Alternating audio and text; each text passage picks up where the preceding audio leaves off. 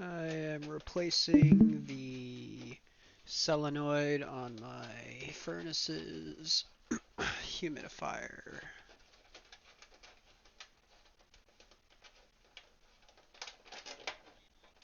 That's easy. Just 2 wrenches, 2 thumb nuts, and 2 electrical wires. A little bit of water.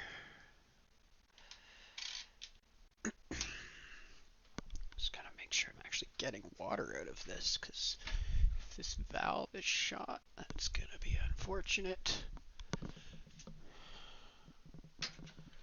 Because I do not have another one of these. Come on, where are you? Here you are. Water on.